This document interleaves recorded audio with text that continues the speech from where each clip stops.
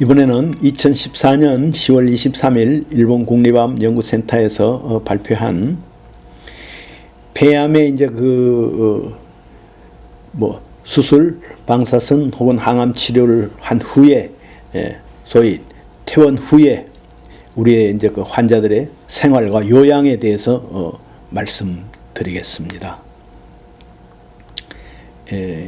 그래서 그 수술 후 혹은 치료 후, 죄송합니다. 치료 후에 이제 보통 우리 경과를 관찰하는 것을 이제 경과 관찰이라고 그러거든요. 그리고 또 일정 주기로 그 몸 상태라든지 또 뭐 병이 잘 나아가는지 혹은 재발은 되지 않는지를 하기 위하여 일정 주기로 검사를 하게 됩니다. 그래서 요걸 이제 경과, 관찰과 검사라는 제목으로 말씀을 드릴게요. 보통 치료 후에 한 3개월 정도 지나면 그 치료에 이제 수반되던 합병증이나 부작용이 있는지 또 몸이 어느 정도 회복되었는지를 조사할 필요가 생기지 않겠습니까?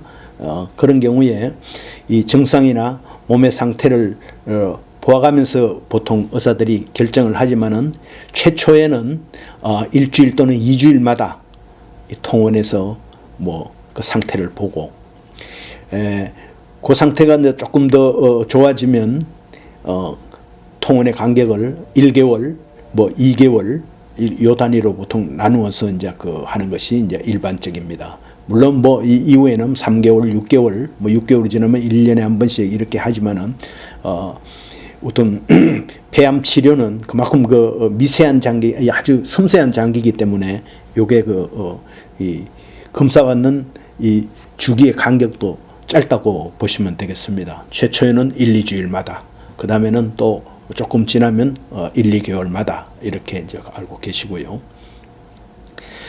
계속해서 이제 치료를 하지 않는 이제 경우에는 이제 보통 3개월이나 6개월, 보통 의사들의 경우에는 3개월마다 한 번씩 오십시오. 보통 얘기를 하시죠. 그러다가 조금 지나도 3개월 몇 번 왔는데 그게 이 증상이 나타나지 않고 재발이나 이런 더 악화되는 기미가 없으면 이제 6개월 단위로 오십시오. 그리고 한 1년이 지나고 나면 이제 매년 오십시오. 보통 그렇게 하지 않습니까? 이런 것을 우리가 이제 경과 관찰과 이제 검사라는 내용이죠. 보통 이제 한번 검사를 받으러 가면 이제 의사들이 처음에는 이제 자꾸 이렇게 묻습니다. 어떻습니까? 이런 증상은 보이지 않습니까? 이렇게 그게 이제 문진이라는 거죠. 보통 이제 문진을 하면서 이 청진기를, 이 폐는 호흡기이기 때문에 이 청진기를 대고 호흡 이게 소리가 아주 부드러운지 쌕쌕거리는지 이제 이런 걸 보통 이제 또 조사를 하면서 폐 상태를 의사가 우선 기본을 깔고 갑니다. 문진과 이 청진기에다가 플러스 이제 보통 혈액 검사를 제일 많이 하고요. 혈액 검사 플러스 엑스레이, 그다음에 CT 검사, 이런 것이 이제 주로 이 경과 관찰 도중에 하는 검사라고 보시면 되고요. 흡연, 장기간 흡연, 우리가 말하는 이제 골초들이 앓는 이 이제 폐문형, 폐문, 앞쪽 기관지에 가까운 쪽, 요런 폐암의 경우에는 이 가래 검사도 하게 됩니다. 근데 이제 보통 경과 관찰 혹은 경과 관찰을 위해서도 검사를 하러 갈 때, 우리들이 알아두면 좋은 몇 가지를 말씀을 드리면요. 이 담당이로부터 이제 병 상태를 이제 설명을 듣는 기회가 초기에는 1, 2주, 나중에는 1, 2개월마다 이렇게 한 번씩 있다고 말씀드리지 않았습니까? 보통 이렇게 가면, 혼자 가면 본인이 들을 때 너무 긴장을 하고 마음이 막 불안해지고 이렇게 하다가 보면 의사의 말을 제대로 듣지 못하고 또 들었다 해도 뭘 들었는지 잘 모르고 이렇게 디테일한 내용을, 자세한 내용을 놓치는 경우가 많기 때문에 가족이나 혹은 무슨 그 친한 뭐 친구, 뭐 애인이나 뭐 이런 분들을 동행을 하는 게 좋습니다. 그리고 그 치료 전에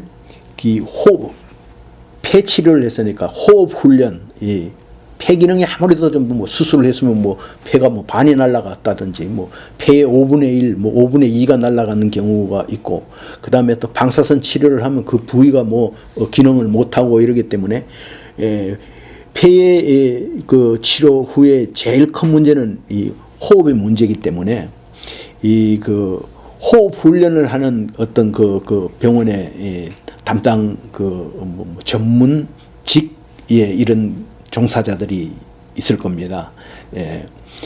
그런 분들하고 같이 듣는 것도 방법이고, 그런 분들은 객관적으로 들었다가 나중에 환자에게 알려주기도 하고 하니까요.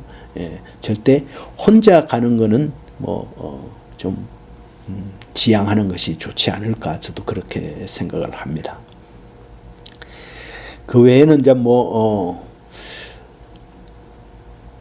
이 담배를 오래 피워서 이제 이 폐암에 걸렸지만은 상당수의 환자들은 또 치유가 끝나고 나면 그 담배의 유혹을 끊지 못하고 계속해서 이제 피우는 이런 사람들이 있어서, 보통 의사들은 어떻게 하면 이 금연으로 그 유도를 할까 많이 그 얘기를 하니까, 그런 부분들도 그 의사의 도움으로, 사실은 자꾸 제가 몇 대 피웠습니다 이런 얘기를 해서 그 금연하는 어떤 쪽으로 스스로 유도를 하고 또 노력을 하는 것이 좋다고 생각을 합니다. 그 외에도 이제 집에 있는 동안에 보면 통증이 생기거나 막 이러면 그런 거를 절대로 혼자 담아두지 마시고 가족이나 주위 사람들에게도 알리고, 그런 걸 다 이렇게 세세히 적어놨다가 의사를 만나러 갈 때 적어놓은 것을 중심으로 요런 얘기를 하면 편하고 또 정확하게 의사 전달을 할 수 있으니까, 그런 증상이 생길 때마다 몇 월 며칠 날 나는 요런 증상이 있었는데, 예를 들어서 그 증상도 자기 나름대로 1부터 10까지의 어떤 강도로 봤을 때 요거는 오늘은 5 정도의 통증이 있었다, 이렇게 적어 두시면 일기처럼 한 줄씩만 이렇게 적어 두셔도 그게 상당히 도움이 될 것입니다. 그렇게 좀 하시고요. 그러니까 이 요양 생활을 잘 해야 본인이 자신을 위한 거지요. 자신의 삶의 질을 그만큼 높일 수가 있으니까. 그리고 또 자신을 돌봐주는 주변의 가족들에게도 그만큼 고통을 덜 준다, 이런 생각을 하시면서 항상 조금 자기 투병에 신경을 좀 쓰시고, 그리고 나는 꼭 이기고 만다, 이거는 의학적으로 증명된 그거는 없지만은, 대체로 보면 그런 마음이 강하신 분들이 그 투병에 성공하는 사례가 높은 것 같더라고요. 제가 봐도 이런 문헌들을 봐도. 그러니까 그렇게 마음을 잡수시기 바랍니다. 그 외에 우리 일상생활을 하는 데에서 우리가 조금 주의할 점은, 이 흡연자들은 금연을 하시고, 그 다음에 운동은 무리하지 않는 범위 내에서 자꾸 이렇게 하는 게 몸 상태도 좋아질 뿐더러 약간씩 그래도 숨이 가쁠 정도의 이렇게 운동을 하면 폐 기능이 다시 회복되는데도 아무래도 좋겠죠. 그래서 금연에 대해서는 요즘 사회적으로 많이 그걸 하니까 제가 별도로 얘기는 하지 않겠습니다만은, 그래도 정말 끊기 힘들고 이러면 요즘 보건소라든지 또 수술을 하거나 항암 치료를 하신 이 폐 전문의들은 금연 이쪽에 노하우들이 아주 많으니까, 그래서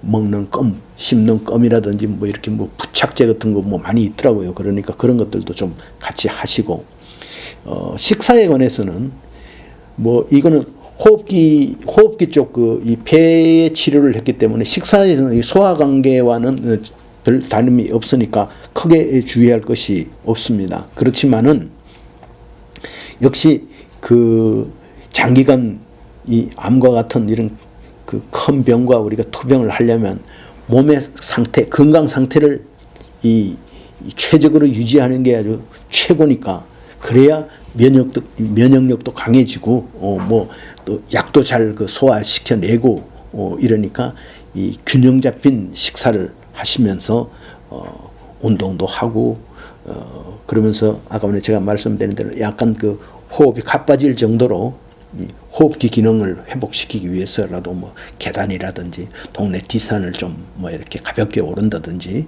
이런 것도 하고, 그 다음에 호흡을 잘 하시려면 이 전신에 이 근육이 조금 있으면 좋습니다. 우리가 호흡이라는 게 이게 특히 그 가래 같은 걸 뱉어내려면 이 기침이나 가래를 많이 뱉고 나면 막 사람이 처지잖아요. 그게 뭐냐면 온몸을 순간적으로 조이면서 이 가래를 뱉어내니까, 그래서 이 약간의 우리 뭐 폐치료를 했으니까 이렇게 운동도 좀 하셔가지고 하시면 이게 일상생활 하는데도 도움이 되시고 훨씬 더 좋은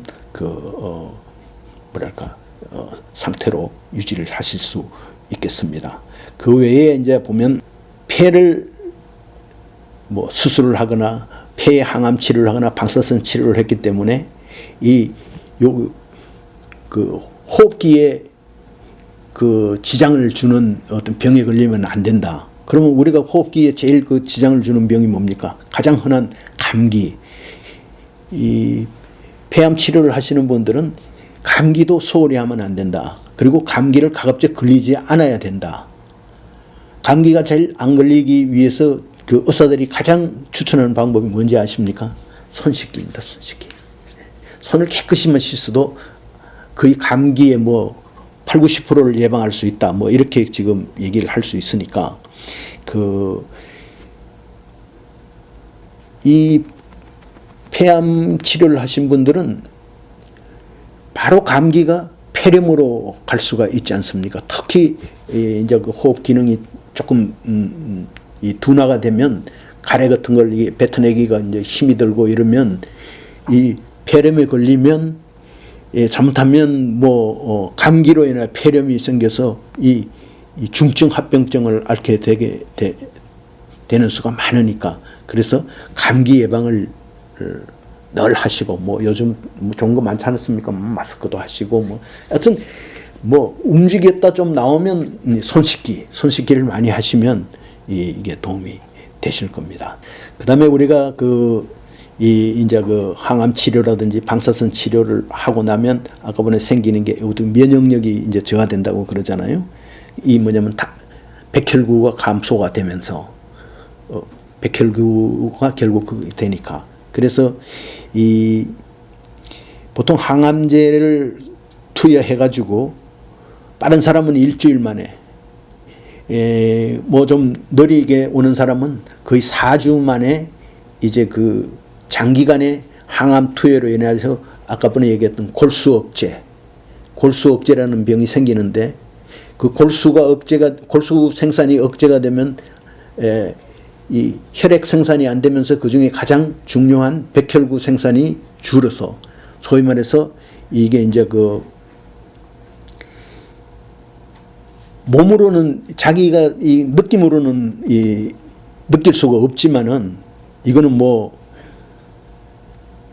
다른 아주 뭐 감기 뭐 요런 아주 조그만 바이러스에도 몸에 이 면역 세포들이 거의 줄어서 있기 때문에 말하자면 무방비 상태로 노출되는 거 아니겠습니까?